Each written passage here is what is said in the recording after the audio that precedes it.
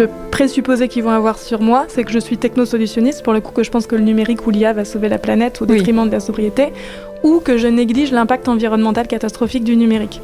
Ou le préjugé que va avoir sur moi la FNSEA, par exemple, ça va être, en tout cas l'inquiétude qu'ils vont pouvoir avoir, ça va être que on va utiliser les données des agriculteurs pour les mettre en open data, que ça va déclencher de l'agribashing, par exemple. Donc, de la même façon qu'en santé, on a écrit un manifeste qui marche sur 2 jambes. On a expliqué que inaugurer le navire, c'était inaugurer le naufrage. Donc avec toute technologie, notamment le numérique, il y a des risques de naufrage associés. On a cité technosolutionnisme, fuite de données personnelles, impact environnemental, fracture numérique, fake news. Il y en a plein qui sont honnêtement extrêmement inquiétants. Et qu'il fallait lutter proactivement contre ces risques parce qu'on était des Français, des Européens, qu'on avait un cadre valeur qui nous était propre. Et cher. Et donc il fallait absolument qu'on soit... La meilleure défense, c'est l'attaque sur ces sujets. Donc il fallait absolument qu'on soit hyper proactif pour lutter contre les risques associés au numérique. Que néanmoins, il fallait quand même qu'on inaugure le navire pour 2 raisons. 1, parce que si on ne le faisait pas, d'autres allaient le faire à notre place. C'est vraiment le principe du livre « Ubérisons l'État avant que d'autres ne s'en chargent » et qu'on n'aurait que nos yeux pour pleurer si le cadre de valeur qu'ils avaient retenu, ce n'était pas le nôtre. Donc il fallait qu'on soit capable de faire des alternatives.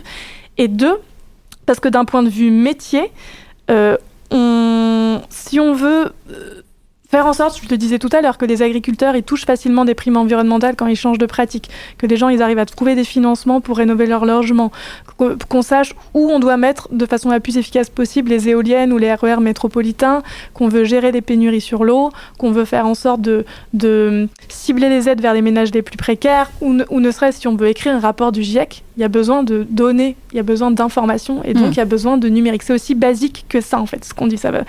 On n'est pas en train de parler de métaverse, on est en train juste de parler de partage d'informations qui est nécessaire pour tout simplement mettre en œuvre collectivement, de façon efficace et juste, la transition écologique. Donc ça, c'est le manifeste, qui de la même façon marche sur 2 jambes, ce qu'on veut, ce qu'on veut pas.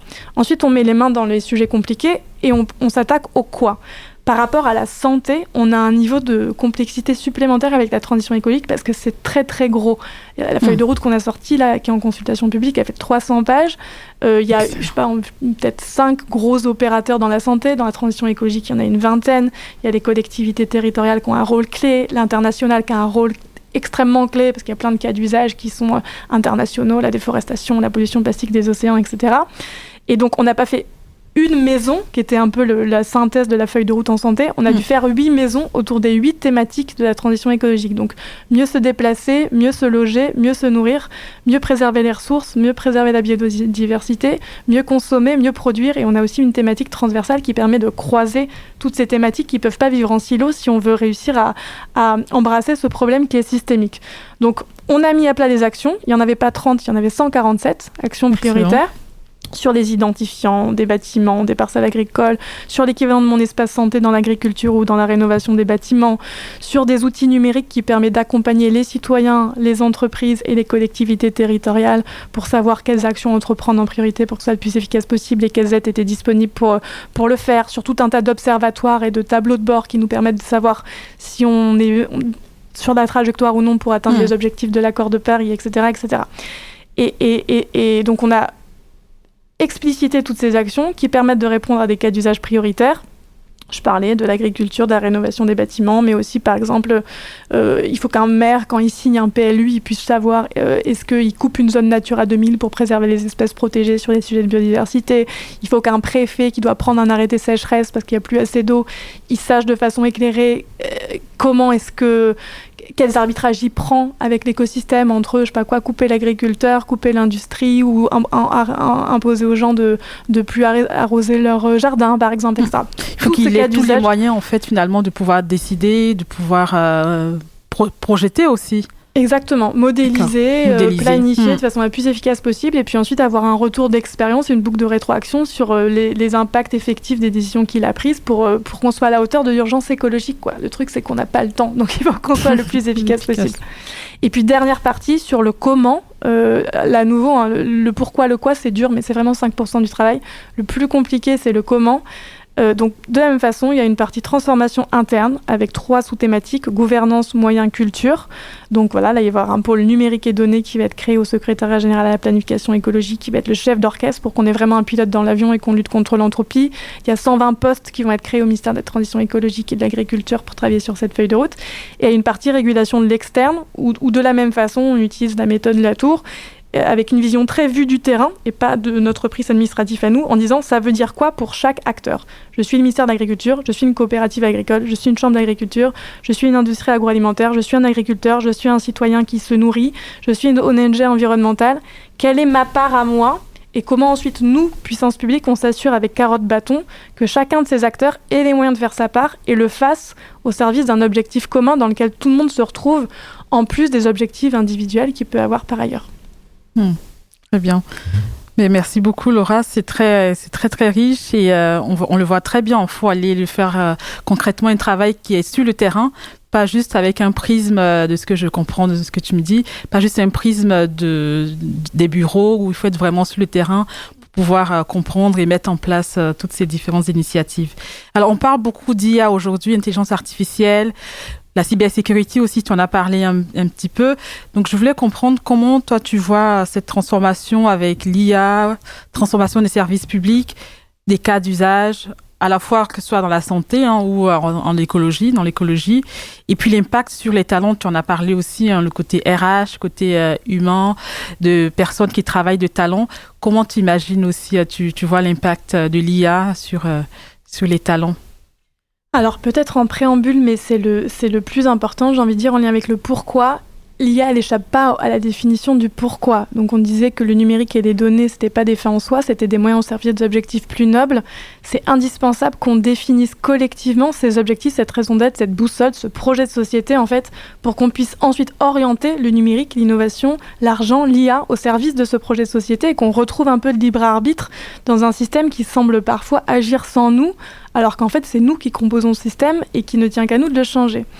Donc, c'est peut-être d'autant plus vrai pour l'IA que si on se focalise juste sur les objectifs de transition écologique, l'IA a énormément d'effets indésirables, qui soient directs, on parlait d'impact environnemental, mais aussi indirects, plus insidieux et encore plus peut-être inquiétants de mon point de vue.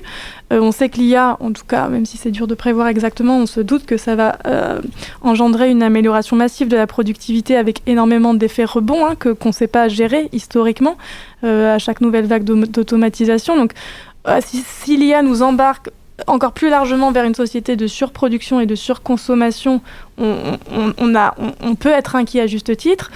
Un autre risque insidieux, c'est celui de technosolutionnisme, où c'est extrêmement fréquent, un peu moins en France qu'aux États-Unis, mais quand même, aussi par désespoir un peu, on s'en remette au fantasme d'une solution magique à base d'intelligence artificielle ou d'autres choses, à qui on fait aveuglément confiance pour sauver le vivant demain, alors que l'IA, comme le disent tout le monde et tous les experts, c'est quelque chose qui permet juste, j'insiste, juste d'optimiser un système là où en fait il faut le changer, quoi. Donc j'ai quand même envie de dire ça en préambule, c'est pas des petits risques et ce qui manque drastiquement aujourd'hui, c'est beaucoup moins d'intelligence que de sens, de mon point de vue.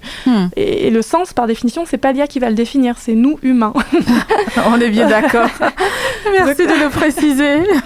Donc ça, c'est sur le pourquoi. Ensuite, sur le quoi. Si je nuance un peu mon propos, évidemment, l'IA peut aider à aller encore plus loin que le numérique et les données basiques dans les cas d'usage que j'ai mentionnés. Si, par exemple, on veut traiter plus simplement l'information, et c'est essentiel parce que la complexité, c'est un peu une des raisons principales du découragement et de la paralysie de l'action. L'IA, on le sait, nous aide à synthétiser des informations, à nous les donner de façon digérée pour qu'on puisse ensuite agir à partir de cette base-là. Ou tu parlais de la modélisation tout à l'heure, si on veut modéliser efficacement un jumeau numérique, des smart grids ou diminuer la consommation en déchets ou en eau d'une industrie, évidemment, l'IA peut être utile. Je nuance quand même là, parce que je trouve que le parallèle urgence environnementale, urgence sanitaire est souvent hyper important et qu'on ne l'exploite pas assez pour répondre à l'urgence environnementale. Moi, là, il n'y a pas 2 jours où on ne me pose pas la question comment l'IA va sauver le vivant. Ça me rappelle énormément ce que j'ai vécu pendant le Covid quand j'étais au ministère de la Santé. On dormait 4 heures par nuit avec toutes les équipes pendant 6 mois pour mettre sur pied, dans des temps records, les SI nécessaires à la gestion de crise. J'en parlais tout à l'heure. SIDEP, le pass sanitaire, le système d'information qui permettait de savoir quel lit était libre dans les hôpitaux pour faire transfert de patients, etc. Quel travail, Ça ne demandait pas d'IA. d'ailleurs, ni de blockchain. Or, tous les 2 jours, on avait une question parlementaire ou d'un acteur externe qui nous demandait comment utiliser l'IA et la blockchain pour sauver le pays, quoi. Et donc, je dis pas qu'il n'y avait pas besoin d'IA ou de blockchain, qu'elle servait à rien pour la recherche, pour la modélisation, etc. Je dis juste que c'était pas du tout le cœur des sujets pour répondre aux problèmes auxquels on devait faire face à court terme. Et j'ai souvent l'impression en ce moment, un peu comme avec la blockchain ou le métaverse précédemment, qu'on a créé une solution qui se cherche des problèmes adaptés pour justifier de sa valeur ajoutée, là où des problèmes, on en a déjà plein, en fait. Et je préférais qu'on focalise notre énergie et donc nos moyens, parce que le problème de cette asymétrie d'attention, c'est que ça tire les moyens humains et financiers qui sont alloués d'ailleurs, côté public comme côté privé, à résoudre les problèmes qu'on a déjà, plutôt qu'à essayer de trouver des problèmes aux solutions qu'on a créées comme ça. Voilà. Donc, je dis pas qu'il faut moins parler d'IA, je dis pas que c'est pas important, je dis pas que ça peut pas avoir de valeur ajoutée, je dis juste qu'il faut plus parler d'autres choses, quoi. Le sens. Ouais. Très bien. Et oui, je comprends très bien. Et cette question aussi du pourquoi qui est très importante, donc une question en amont de pourquoi on fait des choses, pourquoi on utilise l'IA et à quoi ça va servir aussi, très important. Avec le recul aujourd'hui, est-ce qu'il y a des décisions ou des projets que tu aurais abordés différemment? Alors, j'ai pas trop envie de répondre à la question pour 3 raisons. La première, c'est que moi j'ai fait beaucoup de ventes quand j'étais jeune. J'en ai gardé la mauvaise habitude de pas aimer perdre du tout. Donc ça veut pas dire que on prend jamais des mauvaises décisions, qu'on fait pas de bêtises, qu'on perd jamais. Mais j'ai la chance d'assez vite oublier ce qu'on a pu faire de mal et d'en retenir que le verre à moitié plein et ce que j'en ai appris. Ça, c'est la raison pas très légitime. Les raisons plus légitimes, il y en a que 2 de raisons d'ailleurs, c'est que dans l'administration, en fait, ce dont il faut se rendre compte, c'est que notre quotidien, c'est des problèmes et des urgences à gérer en permanence, comme un directeur d'usine qui doit en permanence gérer des problèmes toute la journée, la nuit, etc. Et des blocages à la moindre décision ou action qu'on veut initier. Un peu comme un start-upper qui doit repasser par la fenêtre quand on lui ferme la porte, parce qu'en fait, on lui ferme la porte 100 fois d'affilée. Dans l'administration, on nous ferme la porte 200 fois d'affilée. Et il faut être extrêmement résilient pour arriver à pousser un sujet. Et deuxièmement, en plus, quand on travaille dans l'administration par rapport au directeur d'usine ou au start-upper, les sujets sur lesquels on va prendre des décisions ont des enjeux très macro et très importants pour les citoyens, souvent très complexes, c'est jamais noir ou blanc. Il y a des injonctions paradoxales dans tous les sens. Typiquement, on met des éoliennes ici, c'est bien pour le climat, c'est pas bien pour les oiseaux, la biodiversité, c'est ça en permanence. Et potentiellement assez sensible, où la hantise un peu en interne, ça peut être qu'on fasse descendre des gens dans la rue ou qu'on fasse passer le RN aux prochaines élections. Et donc, un des mots principaux de la fonction publique, c'est plutôt de diluer la prise de décision entre acteurs, d'être paralysé devant ces décisions et de ne pas décider, de peur de prendre la mauvaise décision. Et le message que je préférerais passer aux décideurs et agents publics, en tout cas, voilà, c'est mon expérience, elle est subjective, mais c'est plutôt que de flipper de prendre la mauvaise décision, c'est tenez bon, concertez, écoutez, etc. Mais au bout d'un moment, faites confiance à vos intuitions et lâchez pas pour les mauvaises raisons. Quand on se penche sur mon espace santé, ce qui a fait les raisons de son succès aujourd'hui, c'est que des arbitrages clés, 2 ou 3 mesures qu'on a prises sur lesquelles tout le monde était contre et sur lesquelles on est remonté 100 fois à la charge pour réussir à faire passer les sujets. Donc, tenez bon. Et Dominique Pont, avec qui je travaille en santé, m'avait dit un jour quelque chose qui m'avait beaucoup détendu, qui m'avait dit « Mieux vaut mal décider », et sous-entendu changer ensuite si besoin, que pas décider. Et c'est hyper important parce que dans la fonction publique, c'est un enjeu démocratique. Si on ne décide pas, l'État sera trop en décalage ensuite par rapport aux évolutions de la société. Donc c'est indispensable de voir le verre à moitié plein sur ces sujets et avoir le courage de décider et d'avancer à la hauteur de l'urgence des enjeux environnementaux et sociaux.